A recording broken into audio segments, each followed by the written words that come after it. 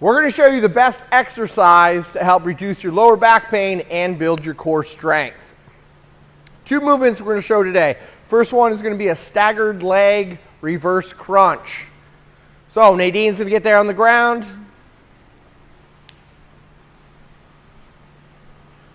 And what we want to first do is try to mimic a hollow body position. So if Nadine was to do a hollow body position, she would have that core engaged, pushing that belly down, the lower part of the spine there, shoulder blades off, hips up, making a nice little bowl. She could also bring the arms by the sides with the palms up. Notice how she rotated that. That's a really good starter way, and this is what we're going to do. So relax, Nadine. So to get into that position first, we're just going to have her tuck her chin to the chest. Just going to pick it up, then she's going to curl a little bit more. So just the shoulder, top part of the shoulder blade is off. We don't need to go to the point where the lower shoulder blade is being lifted off. We should get a little bit of engagement into these upper abs now. She's going to go palms up, lift the arms up about mid-thigh. That's just going to keep that upper body locked into that hollow position. Now what she's going to do, she's going to start by just bringing those knees up. She's going to stagger one of those legs, I don't know, 6-8 inches, kind of find what's going on. And what we're going to focus on is the rotation happening right here of the pelvis. It's going to be rotating up and down. So very small movement to start. And when she does this, she's going to feel a little more strength or work being put on this side. Once she gets done with, I would say shoot for 10 to start, we're going to switch those legs up. We're going to go on the opposite side. Good. If this feels good and you feel like this is easy, what we can do is straighten those legs. So we're going to straighten the legs, create the stagger. Toes are going to be slightly pointed, knees can be slightly bent, that's fine.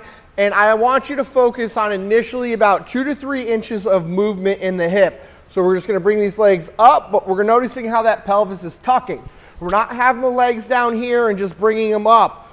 We need to have the legs up here. When they come up, they're changing the tilt of your pelvis.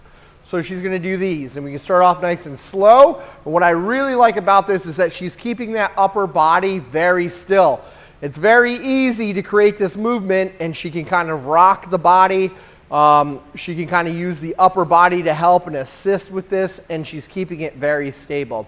So this is a staggered leg reverse crunch, and relax, thank you.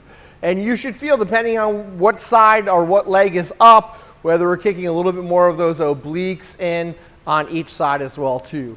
Most important part about that staggered leg reverse crunch is that the rotation is happening at the pelvis. It's not just kicking in just the lower abs or the abs in general. It is physically rotating that pelvis.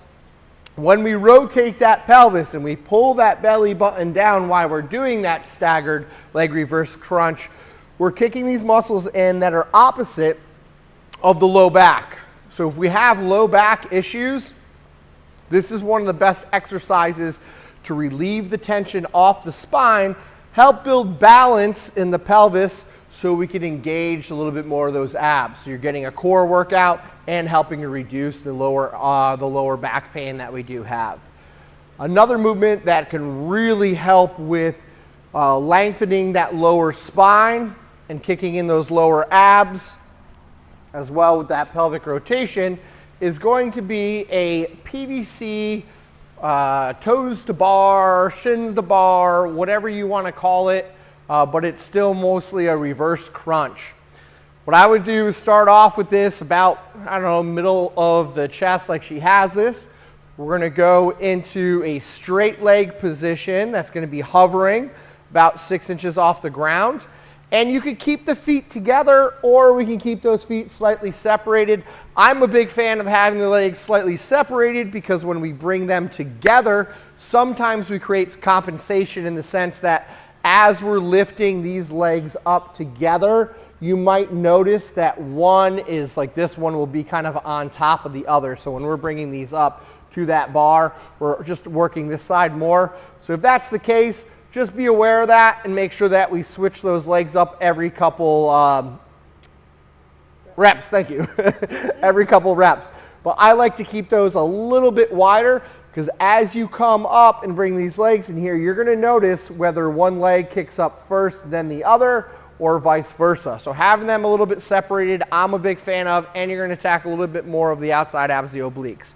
So she's going to start off with those legs straight, 6 inches off the ground, this PVC pipe right about the center of the chest, and she's just going to try and get those shins to touch the PVC pipe. Good.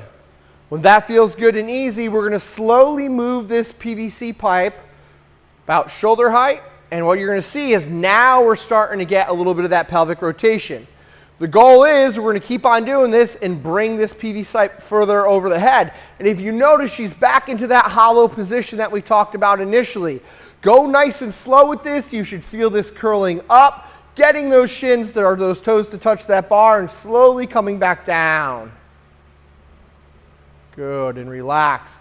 This is going to get some flexion into that spine too, but the big thing is we should start creating space, creating separation of the vertebrae in the lower part of the spine, helping relieve a lot of that tension that we get back there, and starting to activate a little bit more of your core.